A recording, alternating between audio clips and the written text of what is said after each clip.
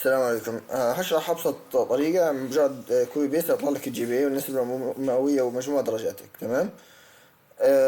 المادة دي مهمة، الطريقة دي مهمة أكتر للشخص اللي بشايل المادة، ومثلا وبالذات اللي شايل المواد في فصل كورونا. ليه؟ لأن بيحصل لخبطة في حسابات الجي بي اي في الجامعة كتير. تمام. الطريقة ببساطة انك تيجي قبل كلمة الأول، ودايما خلي اللغة عربية. طبعا لو عندك اللغة الإنجليزية تدوس على كلمة تغيير اللغة جنب الصورة بتاعتك على ابن هيثم، هتلاقي تغيير اللغة أو لانجوج تشينج تقريبا بالإنجليزي، مش فاكر. هتدوس عليها يغير لك اللغة العربية، لازم يكون عربي. تمام. وهتيجي عند قبل كلمة الأول وهتسحب كده. تمام. لحد آخر ترم، بعد رقم 17 كده، وتعالى اسحب بسم الله من كل آخر ترم موجود. تمام. كنترول سي أو كليك يمين كوبي. تمام. طبعا دي مش درجات، انا درجات عشوائية، او اللي هكون محدد الجدول كله بادئ من قبل كلمة الأول ومنتهي عند 17. أنا كده كده المهم معايا عمود الساعات وعمود الدرجات، باقي كده باقي العواميد مش مهمة، بس يعني هناخد الكل غصب عن لا إراديا. تمام. وهندوس هنا عند كلمة اسق هنا لو بالعربي، دوس هنا كده. بعد كده دوس على علامة البيست أو دوس كليك يمين بيست كيب سورس فورماتنج.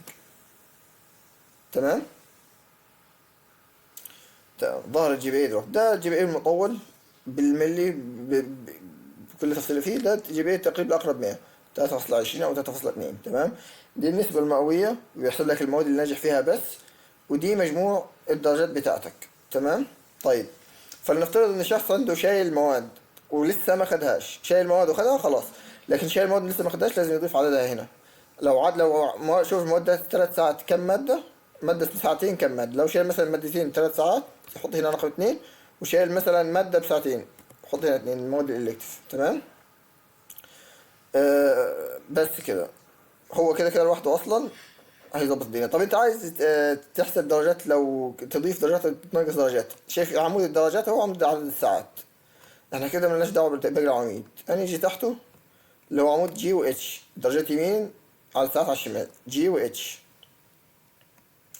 تعدل براحتك في المواد اللي انت واخدها، او تضيف هنا مثلا مثلا فنفترض ان جبت 80 في مادة وعدد ساعاتها 3. تمام. كده اتضافت. فجبت 65 في مادة وعدد ساعاتها 2 مثلا، كده خلاص اتضافت. تمام. فعمود جي و اتش. عدل براحتك، مثلا هنا خليها دي مثلا بدل 72 خليها 80 مثلا، اللي انت عايزه في الساعة. درجات الساعة المعتمدة، عدد المواد اللي شايلها ما تنساش تظبطها كل مرة، كل ما بتعدل حاجة ما تنساش تظبطها. لو انت في شيء مواد متشالة مش واخدها ما خدتهاش، مش مواد متشالة ما خدتهاش. بس زي ما ظاهر قدامك الجي بي اي والنسبة المئوية ومجموع الدرجات بتاعتك كاملة هنا، يعني الموضوع بسيط. المعادلات هنا محدش يلعب في العلامات، في المنطقة السوداء دي فيها المعادلات كلها.